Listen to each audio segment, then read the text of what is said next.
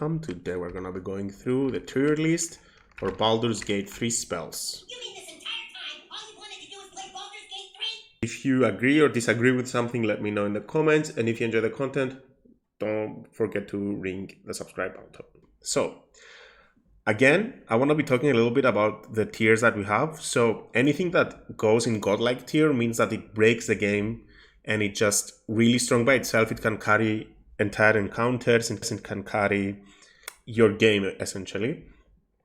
Anything that goes in S tier means that it's really strong and you can make builds around it and it's gonna be very, very, very strong. A tier means that it's really useful and it's a good option to have.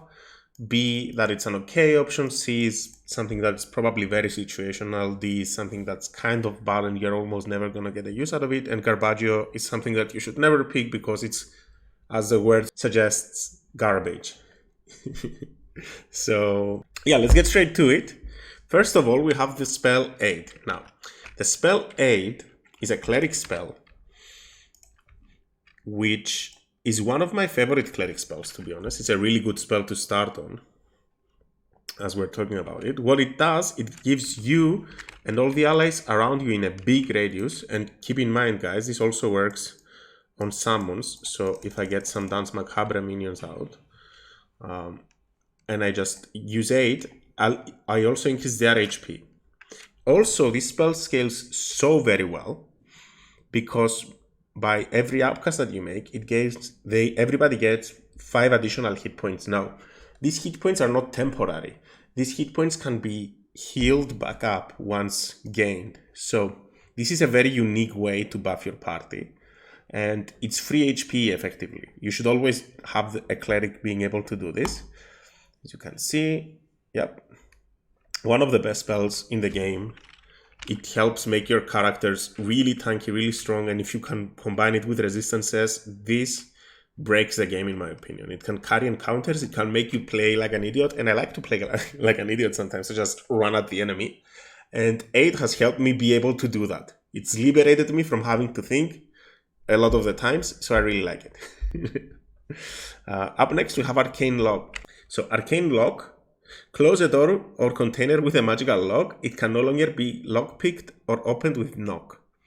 Now, what is cool about this is that you can use this during fights, and this will give you the option of being able to effectively close some enemies out of combat and they have to break the door. And if the door is medium toughness, which effectively means that it has to take above 15 damage in order for the damage to count. It can actually waste a lot of the enemy's turns while isolating the enemy team. So it can work as a mini wall of force, if you would say, which wall of force doesn't exist in the game, unfortunately. But yeah, in my opinion, it's a cool spell to have. Definitely there are better spells, but it's definitely not a bad one. So in my opinion, while it is a very cool use of the spell when you can manage to break the enemy team or party into different rooms and lock them out and have them to hit the door instead of you or being unified, right? However, since this spell is so situational, I do think that it's probably more of a B or C tier spell. I would say it's a bit more useful than Protection from Poison and Blur, right? So in my opinion, it's in the B tier, but definitely not a must-have and not something that's always going to be good. So yeah, just because of that reason, it's going in the B tier. Up next is Barkskin. Now, Barkskin is a druid spell. It increases the armor class of any creature up to 16. It is concentration. So while you can use this while shapeshifted, and you can use this on minions, the minions that you want to have more than 16 armor class. So since they have more than 16 armor class, you kind of don't want to have this spell. And it's concentration, so it does nothing. It sets the armor class to very low, like you're never gonna have use of it. If you're playing properly, you don't need this. So for me, this is just a bad spell. It's a really bad spell. If it set it to 19 or 20, then I would like it. There would be some cool combinations with it, but with 16 it's just garbage. Then up next we have Blindness. A necromancy spell. Blind a creature, attack rolls against it have advantage and the foe attacks with disadvantage. this is a con save. Now, why do I like this spell? Before I start hitting on it, first of all, it has a pretty good range. 18 meters is a very good range. Now, you can also twin this spell, and that effectively means that you can target 2 enemies. And if you upcast it, you can target additional targets. So effectively, you can target a lot of enemies with this spell. And what I really like about it is that it doesn't take concentration. And when it doesn't take concentration and it lasts 10 turns, that is a really strong effect.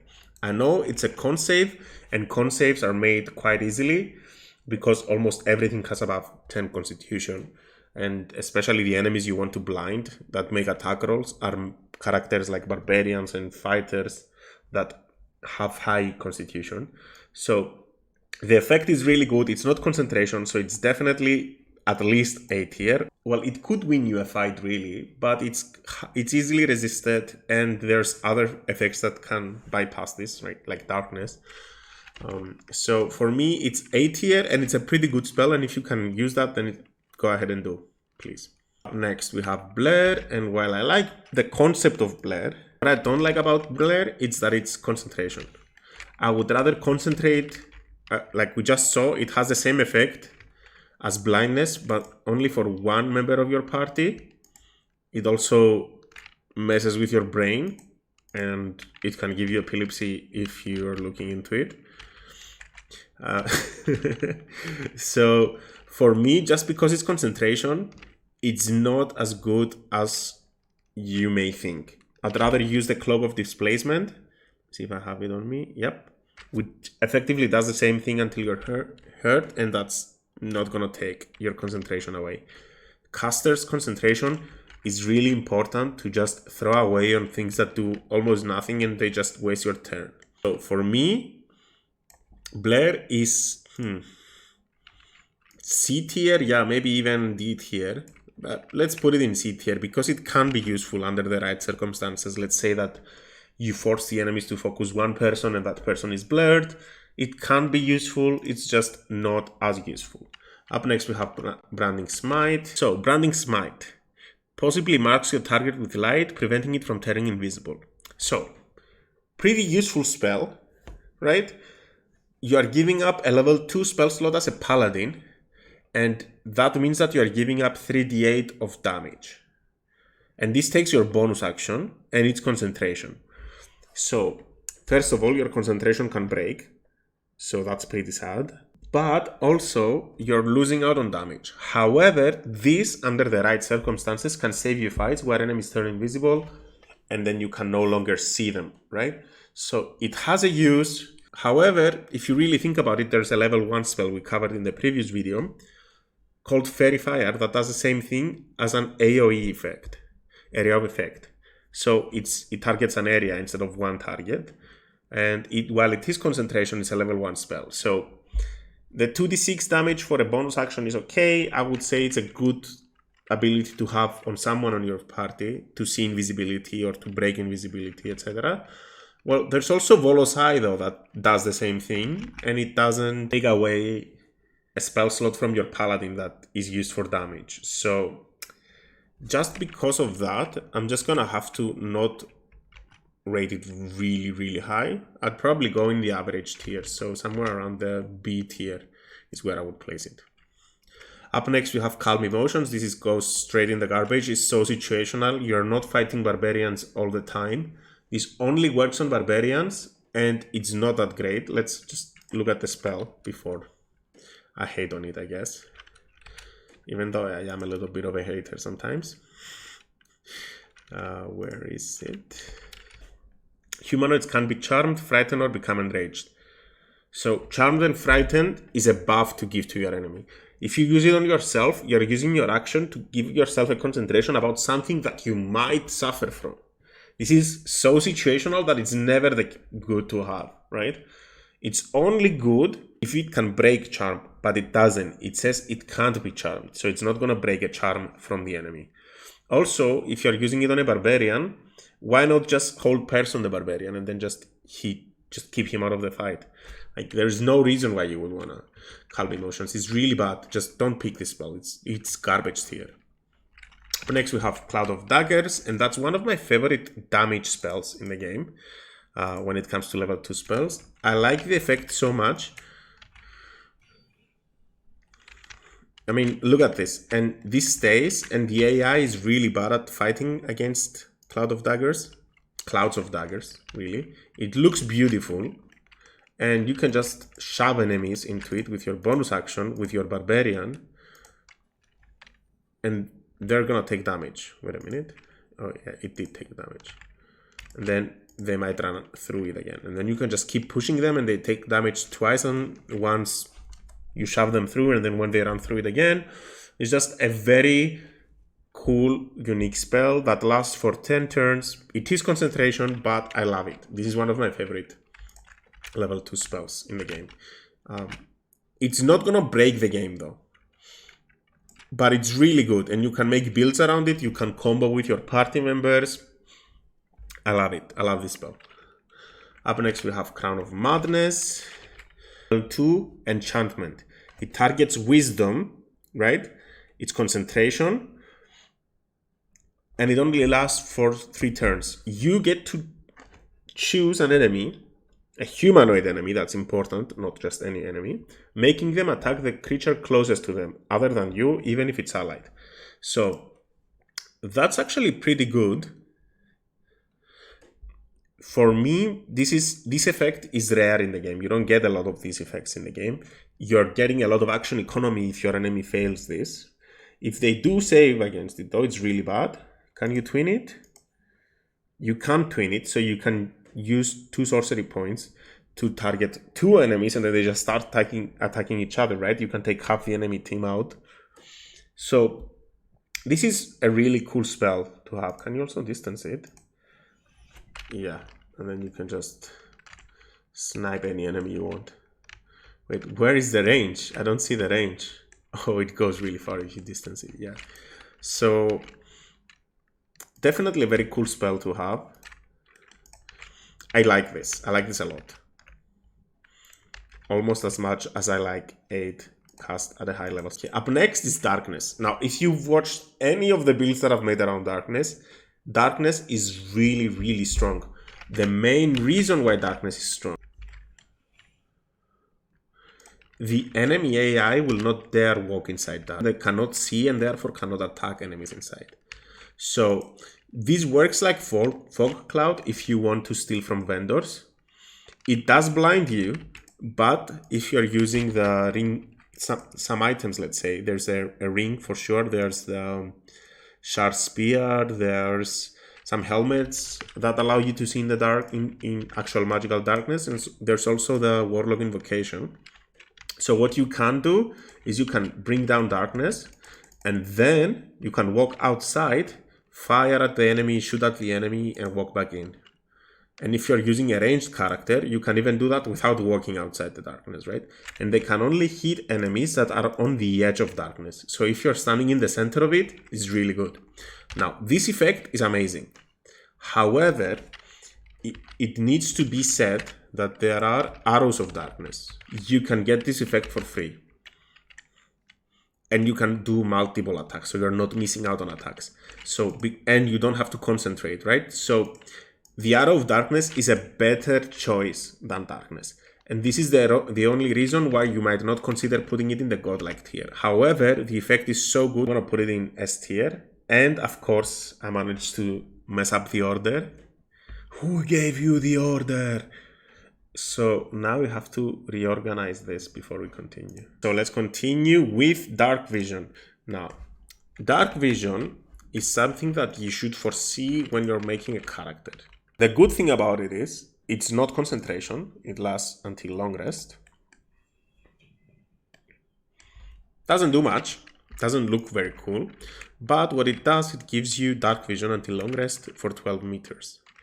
Which is good in its own way, but you shouldn't need it because you can use light, you can use daylight maybe, you can use light spells, you can use torches by just pressing this button right here. And then you get to equip your torch. And then you can see in the dark because it's no longer dark, right? So just because of that reason, for me, where is it? This is an okay spell. You can use it on Lae'zel maybe.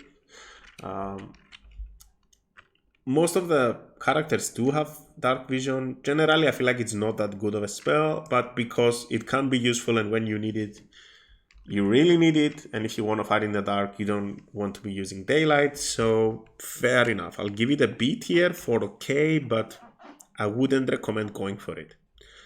Next, we have Detect Thoughts. And now Detect Thoughts is a very cool spell in its own. Why is that?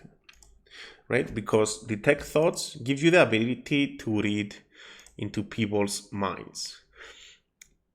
Now, it's not going to win you a combat encounter, but it can help you avoid one entirely.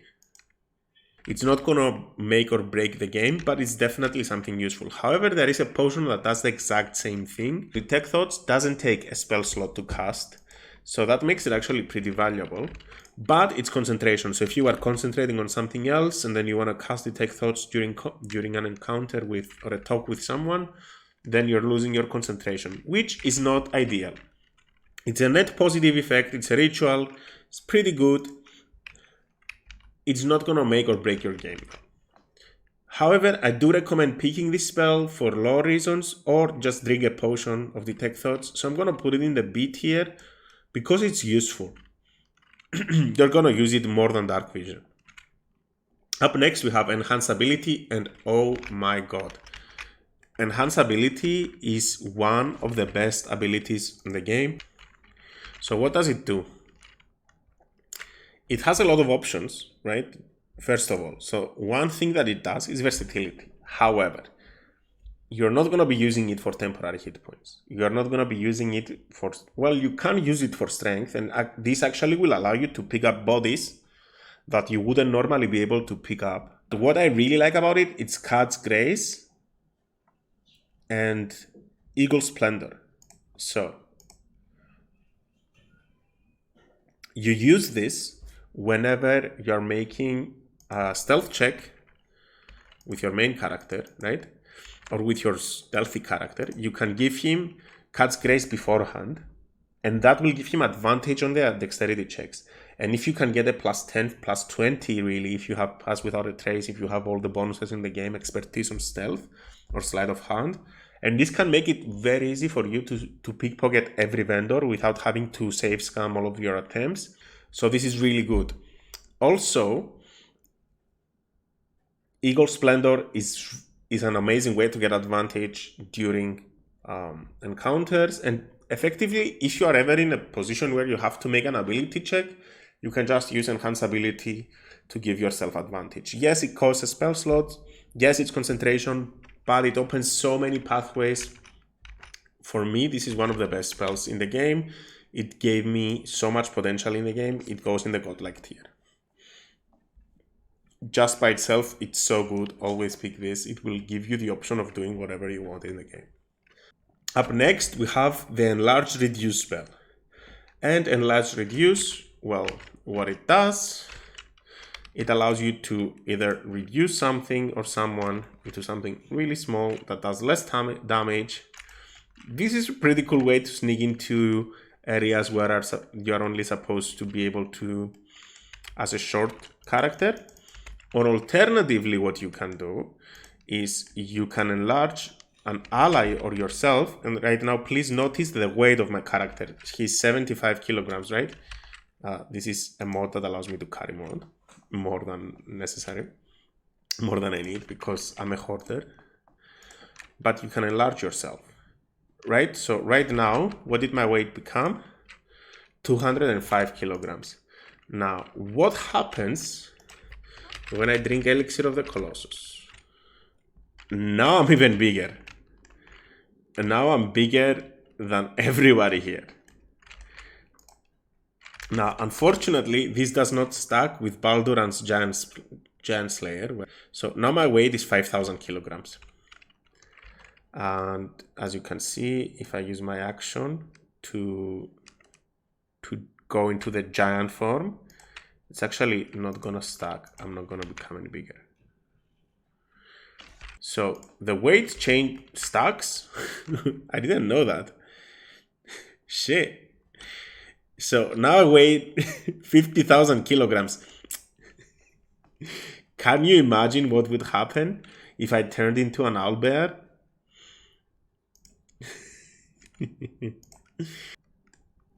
This is the biggest badger you've ever seen. But you could potentially turn into an owlbear.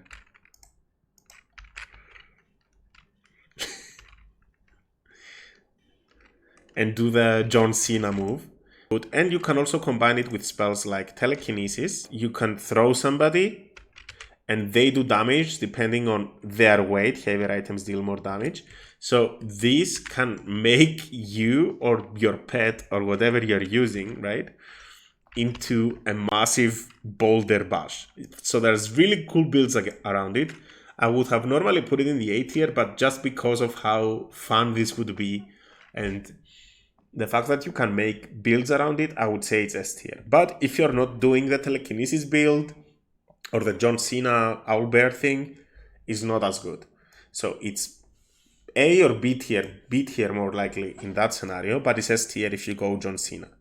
So averages out on A tier, really, if you think about it. But I'm gonna keep it in S tier because you can build around it and it's really cool when you do so. So up next we have a magic weapon, a paladin spell. It's until long rest, but it is concentration. What I like about this spell is that every 2 spell slots that you upcast it gets an additional +1. So what does it do, first of all? It gives your weapon a +1 bonus to attack and damage rolls. Now, what that means is that if your weapon is already a +1 or a +2, and you use this, it makes it a +3. So as you can see, it's +2 +1. Here it is. +2 +1, right? And if you use a 4th level spell slot, then it becomes a +2 +2 or a +3 +2 if it was a legendary weapon. So it's concentration, but giving yourself that extra 10% chance to hit if you use a level 4 spell slot or 5%, and that extra damage, which is very consistent, is really good. And if you are proficient with your saving throws on Constitution, then this can work really, really well. For me, this is a good spell, and you can use it in almost every build that you play that's melee, and if you have access to it, it's really good to have. It does take spell slots to be cast, so when you're doing a hybrid sorcerer paladin build, it shines even better, right? And it's the best concentration spell for paladin. Up next we have Enthrall. Don't pick this spell. Garbage, straight in the garbage. What this does, it reduces a creature's peripheral vision and makes it look at you. Like, it's such a bad effect. Like, what is the reason of having somebody look at you? Like, you can just walk around it. I guess you can use it to manipulate guards. It's not concentration, but it feels like a waste of a spell slot. Just go invisible. Like, why not use invisibility if you're gonna do that? It's useless during combat. You're wasting your action. And outside of combat, invisibility is so much better. So no, it's trashed here for me. Then up next we have Flame Sword. Now, while Flame Sword is one of the coolest weapons in the game, it looks really, really, really good. Druids don't get multi-attack. And if they cannot get multi-attack, then what is the reason of having Flame Sword? So, conjure a Flaming Scimitar. Yes, it takes your bonus actions. It takes your bonus action. It just... While the damage on it is good, right? It's 4d6 plus 1d4 here as a level 4 spell. It lasts 9 turns. You cannot throw it. You cannot send it to someone, to one of your allies. You would have to be disarmed. You see, you cannot send it to your allies. So it has a very limited amount of time in which you can use it. It looks really, really cool. I have to give it that, right? And you can get a couple of them at the same time. So you can dual wield them. So just because it has to stay on you and you're a spellcaster, which can only do 1 attack per turn, right? You don't get extra attack. This is gonna get you outshined. You can try to make it work, maybe getting 3 levels of Thief Rogue, dual wielding them, spending your time to prepare for the action that you're gonna do. Yes, but the damage is gonna be outshined by a pure paladin level 5 getting to smite regularly. And this is fire damage, which is a bad element. In my opinion, This is pretty garbage, but it's not as bad as the rest. It can be useful, and you could make a build up around it if you really wanted to. So it's bad, but it's not that bad. He said after spending an eternity roasting it. Up next we have Flaming Sphere, and Flaming Sphere. So when you upcast it, it deals an additional damage, which is pretty good. It starts with 2d6 damage, but it upcasts pretty well. But again, it does get outscaled down the line, right? You can turn off the fire if you want to, and you can ram it onto your allies, onto yourself. However, it is a concentration spell. As you see, we got hit once, we lost our concentration. There goes our ball of fire. We wasted our action. But when you get it at level 2, this is a reliable concentration damage. It's not as good as Cloud of Daggers, in my opinion, but it can also soak damage from enemies, right? And enemies that save still take half damage. So it's a reliable way of dealing damage. It's like having an additional ally. I would say it's at least 8 here. Up next we have Gust of Wind, and while Gust of Wind is a pretty cool spell, it's just worse than Thunder Wave. And let's compare, right? So Thunder Wave, short area, can be used to push, yep, an enemy, and it's a constitution save. Gust of Wind can be used to push enemies from farther away, but it doesn't do any damage, and it's a strength save. So it pretty much has the same effect as Thunder Wave. The people usually that you want to push that are in your face have a high strength. I guess a rogue on the top of a tower doesn't have a high strength, and you could abuse that in that way, but it doesn't do damage. It does give off the off-balance condition, but I don't think the off-balance condition is enough to put it in a high tier. So in my opinion, this spell is not good. Just use Thunder Wave, it takes a short, it does damage and pushes the enemy. Next we have Heat Metal and Metaru. Okay, I'm sorry. I'm losing my focus. Singing Baby Metal. So Heat Metal can cause a metal weapon or armor to glow red hot. It can force the wearer to let go of a weapon or have disadvantage on attack rolls and ability checks. So if the creature is only wearing metal armor, it always receives disadvantage. If the creature is still touching the metal, you can use a bonus action to deal extra damage. So this is a concentration spell. It does damage, it debuffs the enemy, and they can't do anything about it. It is situational though, because it has to be an enemy that's holding a metal weapon or a metal armor. That's pretty common though. It's not like it's a rare thing, right? So in my opinion, is one really good spell. Yep, the weapon dropped. She dropped her weapon. Now I can use my bonus actions to deal damage to her. So it goes in the A tier for me. It's not quite S tier, but it's really good. Up next we have Hold Person. And Hold Person, in my opinion, is one of the best spells in the game. Let's read the spell together, what it does. Hold an enemy still, they can't move, act, or react, so they blatantly just lose their turn. Attacks from within 3 meters are always critical. That means attack rolls, ranged attack rolls, and they are always made with advantage because the enemy is held still. It doesn't say it, but it is. It is concentration, but what is really good about this spell is that when you upcast it, you get to target additional targets per level. The reason it's so many times here is because I know it from 3 different classes. But yeah, so yeah, you can't use it on allies, but it's really good. And it's a very reliable way to set up for your paladin to do crazy amounts of damage.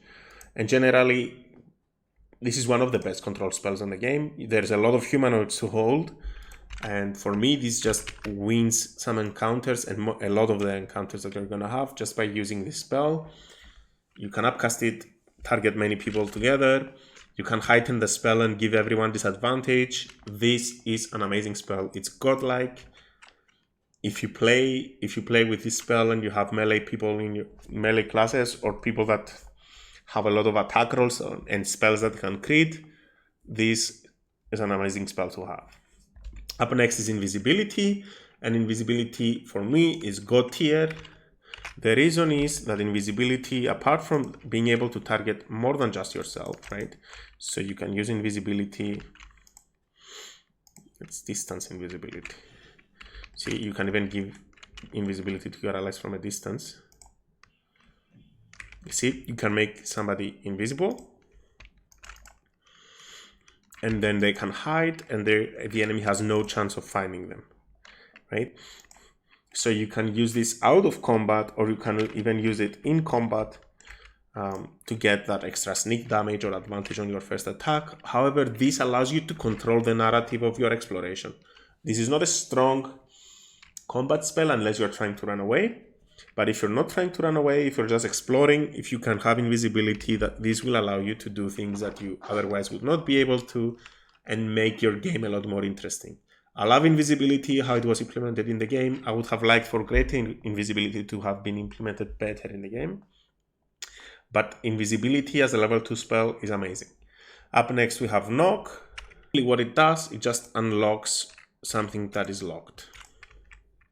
This is a very good way to avoid having to lockpick something, but it does give a very strong sound, which will make you think that the enemies are onto you. So if you use it, you can't use it while sneaking, let's say. Again, very cool spell, very unique, very niche. I just feels like it's much better to lockpick, especially if you have something like enhance ability and you have advantage on something. Unless it's something that is impossible to unlock, like it needs a 35 skill check, which is very possible, by the way, and you're on your own in that area, it's really not worth going for Knock. So in my opinion, it's more of a C tier list, maybe B. It does have a use, but it's not that great. Up next, we have Lesser Restoration. So Lesser Restoration, cure a creature from disease, poison, paralysis, or blindness. Now, paralysis is a very strong ability. If your ally is paralyzed or blinded, this is a problem, especially if it's your main damage dealer. So this is actually quite useful. Disease and poison as well is something that you can use during some interactions with characters in the game. So I'm gonna say that this spell is actually quite useful. It's more useful than you would think. So for me, it's an A tier spell. Guys, like the video if you want to pet scratch afterwards. Up next, we have Mirror Image. It's an illusion spell. It allows you to create 3 duplicate replicas of yourself. So this is actually like Blur, but if Blur was good, effectively. It doesn't take concentration. Yes, it only lasts for 10 turns, but if you cast this before combat, then you don't need it during the turns, right? And as you can see, it boosts your armor class by a lot. So right now I'm not even wearing armor and I have 22 armor class. And if I was wearing armor, I would go up to 30 armor class, right? Now, it prevents damage from taken by yourself. Yes, the problem with this is that it takes an action, right? So if you're using your action to defend yourself, then you're not using your action to attack your enemy. However, you could also quicken this spell. It's a very good defensive option. I'm not going to say that it's the best option in the game, but it's definitely a good spell to have. And it can be very useful under the right situations. In my opinion, it's at least a B tier, maybe an A tier. I'll probably put it in B tier because it doesn't do any damage and it's just... Usually you don't want to use your big spells for defense unless you are in a really bad position. But yeah, B tier it is. Up next, we have Misty Step. And Misty Step is one of my favorite spells in the game. I think they overdid it a bit with the power that they gave it because, first of all, it allows you to blink into an area for 18 meters.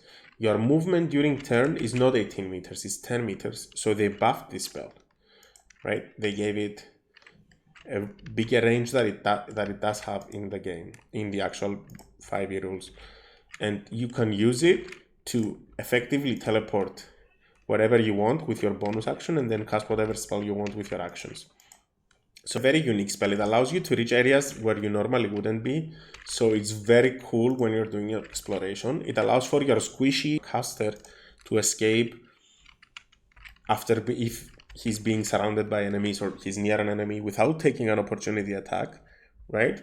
And they can go up to a really far distance and then they can use their movement and the enemy cannot reach them on the next turn. So in my opinion, is one of the best spells in the game. It changes the way that you play the game. So for me, it says tier, it's godlike tier. It's definitely one of the best spells you can have. Next, we have Moonbeam. Moonbeam is a druid spell, a purely druid spell. I don't know why, but the mechanics in the game with Moonbeam, the enemies really don't register it. It does 2d10 radiant damage. It's a concentration spell. And you can use your action to move it every turn. Scratch, don't go inside the Moonbeam, please.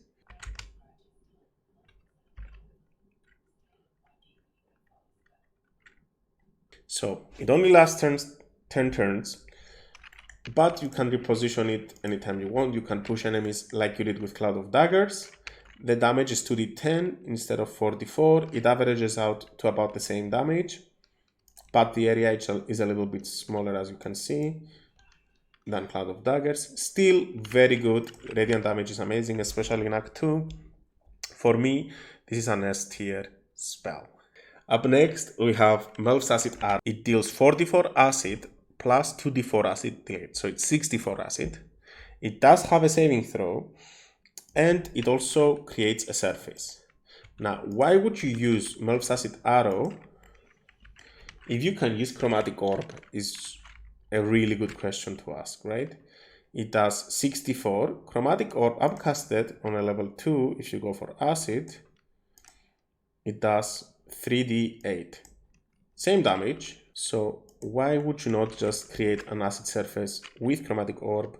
I guess the only difference is that this will do half damage if you miss the enemy.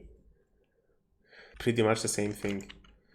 It's just that Chromatic Orb can also do other things and it's a level 1 spell, so it's more versatile. So, in my opinion, while it's a good spell to have, if you have Chromatic Orb, it's not that good. It's replaceable. So just because of that, it's a B tier. The effect, the damage is alright, but it's replaced by Chromatic Orb. So, up next, we have Pass Without a Trace.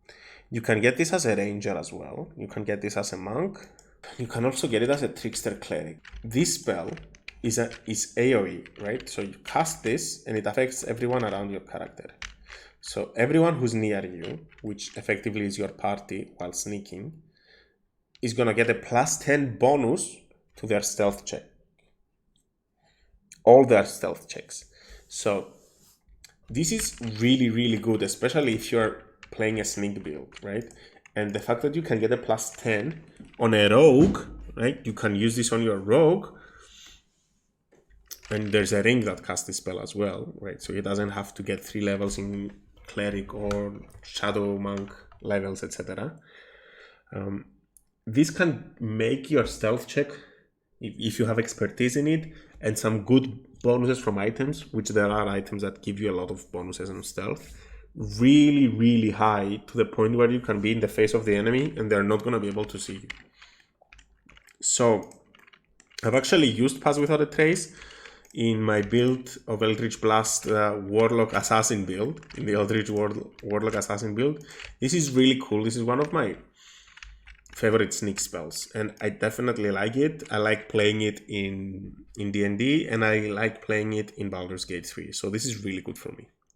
Up next we have Phantasmal Force. So what it does, it deals 1d6 damage to a creature each turn.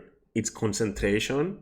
It is an intelligence saving throw and it does psychic damage. I would say psychic damage is not as effective in this game as it normally is. Intelligence saves are actually a little bit bad because you're fighting it Yankee, you're fighting Mind Flayers. So, in my opinion, Phantasmal Force is really bad in this game. What is good about it usually is that it acts like an upgraded version of Minor Illusion, right? So that's how you use it in regular D&D, but it also does damage. Here it just feels like an underwhelming version of it. For me, this is a D tier spell. It does a little bit of damage. It's better than Enthrall and Calm Emotions, but it's still pretty bad. And it's concentration, right? Consider this, like, you could be doing 4d4 damage and you're doing 1d6 with a save, right? No, it's a big no-no. Up next we have Prayer of Healing. And to be honest, Prayer of Healing is one of the spells that I actually like, but I don't think are that good. So I like this spell a lot, but I just don't feel like it's that good. Why?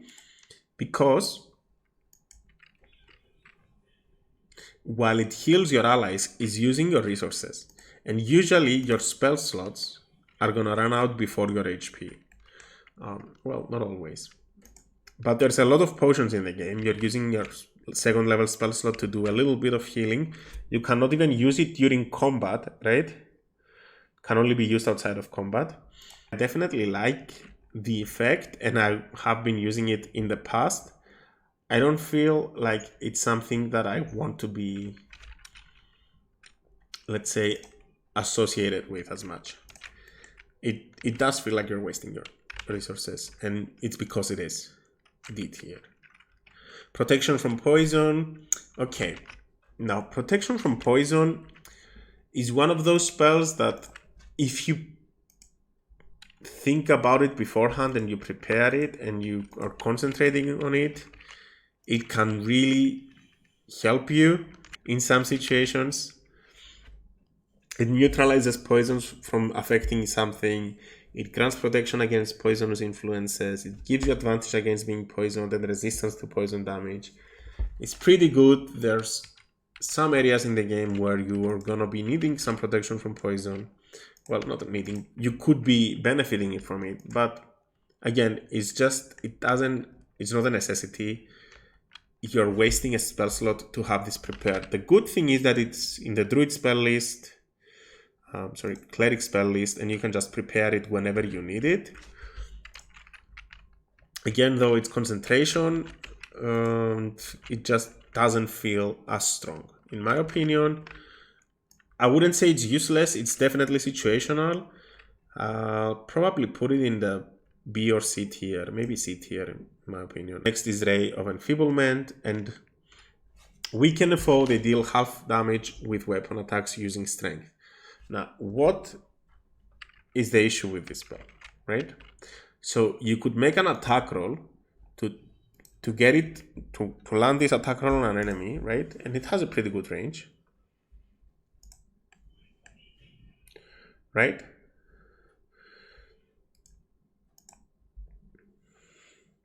They will only do half damage, but they get to make a con save every consequent turn to save against this.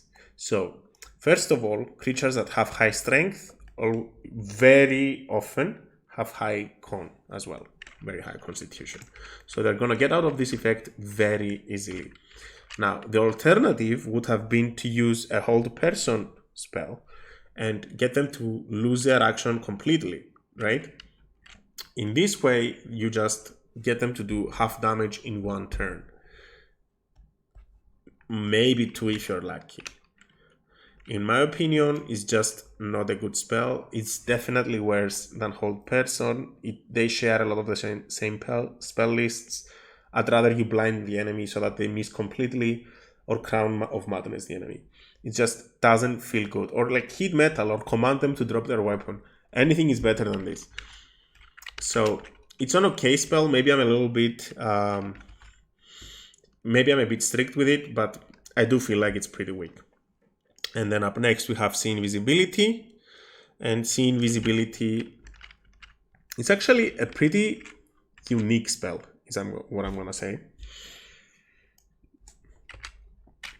You can get it permanently for free if you have an interaction with Volo. Well, Again, when you need to see an invisible creature, it's actually pretty useful. It doesn't upcast, it doesn't scale. You can't have two effects active at the same time. It's a little bit weird. So maybe if it stacks, it's kind of good because it really helps. It does last until long rest. So if you know you're gonna have an encounter, you can prepare for it, which kind of makes it better, right? Because if I can plan ahead, if I've fought that enemy and lost, now I can go back and prepare with See Invisibility, and this time he's not gonna hide from me. Sure, I get how you would use it that way, but having it prepared on the off chance that you're gonna fight somebody that might turn invisible, I'd rather you just use Fairy Fire. That's also gonna give you advantage. In my opinion, it's just like Darkvision. It's not that great.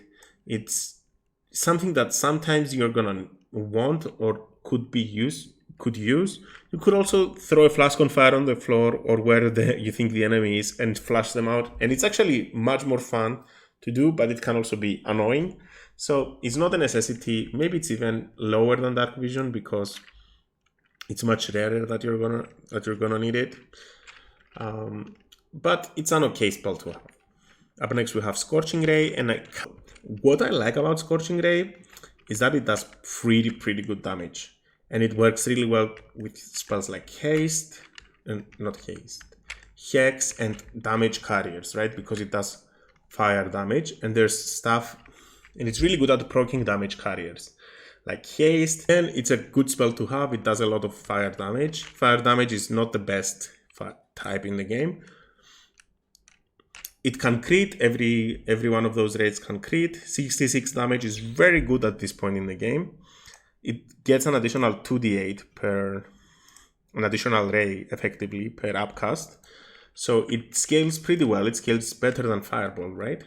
But it's single target damage, unless you spread it. So pretty good, not horrible. I like this spell. Visually, it's just really good. For me, it would go in the S tier because of the amount of damage that it does, because it's really good for burst. If you really think about it, it does a lot more damage than all of this. And finally, we have, well, it's not finally actually. Up next, we have Shatter, which does 3d8 damage. It breaks everything that you throw in it, that you cast it on. 3d8 is pretty good for this point in the game. The area of effect is pretty big. It's very close to the fireball radius, really, if you think about it. Not as big, but definitely very good. And it's a constitution save, and it does thunder damage. Thunder damage is very good because you can amplify it with a lot of subclasses, right? And a lot of items in the game will help you with boosting that type of damage. So, in my opinion, it's one of the better spells. I'll definitely put it in the A tier because it's not as consistent as Cloud of Daggers. They do very similar damage. It does a little bit more, but it's only once, where Cloud of Daggers is very consistent with what it's doing. I would say it does compete with the S tier spells though, especially if you can get more than 3 people in it. Spiritual Weapon. And Spiritual Weapon is probably my favorite summon from this level. Why is that the case? Effectively, what Spiritual Summon can do is you summon a weapon of your choice. There's a few options. It doesn't really make a difference on what the weapon does. Which, while it does have a very small number of movement speed, right? It's not concentration. It rolls for pretty good force damage, if you ask me. Yep, okay. And it's a very reliable way of getting extra bonus action damage. Like, you use a bonus action and then you have free damage every turn. The enemy will try to run from it, but if they do decide to attack it, it has resistance and immunities to almost every type of damage in the game. So it's really hard for the enemy to hit it. And it upcasts really well. If you use a hard spell slot, it gains 8 additional hit points and 1d8 extra damage. So if you use a 6th level spell slot, it's going to be doing 3d8 plus 4 or plus your wisdom modifier, really. And it's going to have 36 HP, which is going to be effectively doubled because it has resistance to almost everything. So 72 effective HP. Very useful, does good damage. It lasts for 10 turns. It's only a bonus action. Really useful in my opinion. One of the best damaging spells in the game. Scales very well. For me, it's S tier. Don't try to change my mind. Up next, we have Spike Growth. Look at this. Look at this gorgeousness of spikes. It is concentration, but for every 1.5 meters somebody moves in it, they take damage. Look at this. If somebody tries to run through this, they're gonna die. Protect you from an area, right? Look at all of that area, right? Being covered. An enemy coming from that way would really have to walk through this, right? Can cover a big area of the map. It doesn't grant additional benefits when you upcast it. But again, it's a very big area. It's really useful for controlling the battleground. Okay. So, very cool way to control the battlefield. In my opinion, is one of the best spells in this tier list, especially for the Druid spell list. Oh my god, if I get the option, I'll get this spell every time. So for me, it's at least A tier. I would also consider putting it an S or Godlike tier. My problem with putting it in Godlike tier is that people can jump like half the distance when outside it, or they can jump around it. So you have to be careful when positioning it, but it can really win you encounters. So I think it deserves a spot up there. Finally, we have Warding Bond, and effectively allows you, the caster, and an ally to be bonded. They both get resistance to, actually only the ally gets resistance to all damage, but that's because you're taking the other half. So you're taking the same amount of damage as them. So the net damage is the same, but they do get +1 to armor class and saving throws. Now, this spell is actually not bad because it allows you to effectively spread the damage in your party, right? But your cleric is going to get a lot of damage if you do this. So you're going to need a life cleric to be able to do preserve life, which is on your healing. One thing you can do, if you get Gale has some sort of effect on him that he auto heals whenever he takes damage. Let me show you what I mean. So you see he has this thing where he can auto heal. So if you keep him at your camp, and then he casts that on you, and then you dismiss him, he's just gonna keep healing that damage. So you're gonna be taking half damage, and he's gonna be healing it, so he's not gonna die. If anybody else from your camp is respecting to that and tries to do it, he's just gonna die from the damage. But Gale will keep healing himself, and you're gonna be fine. So if you're using the Gale cheese, then it's godlike. But if you look at it from a regular point of view, it's A, maybe even B tier, because you're spreading the damage in the team. So the cheese potential is godlike, but regularly it's just B tier, in my opinion. And finally, we have Web. Now, again, this spell doesn't scale very well. Web is actually a pretty cool effect. It makes your enemies that are webbed, or yourself, if anybody's webbed, they are in difficult terrain, so their movement speed is halved, and if they fail their save, they are stuck in the web and they cannot move. That's pretty good way of crowd controlling the enemy. However, just with one little bit of fire damage, the web goes away. So it's prone to fire damage. But I will say it's a very neat way to control the battlefield. And it's a very strong level 2 spell, in my opinion. So I do like it, and there's some boots that you can use with it. So you can use web and give those boots to your barbarian or your fighter that's in the face of the enemy. So he's not imposed by it. Or you can lock a part of the enemy team with web and then focus on another part and then just focus on killing the other people that are not webbed. So, pretty cool spell. Useful.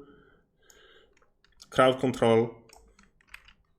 It is a little bit replaceable. For me, it's in A tier. You would even consider putting it in S tier, but maybe at this point in the game it's S tier.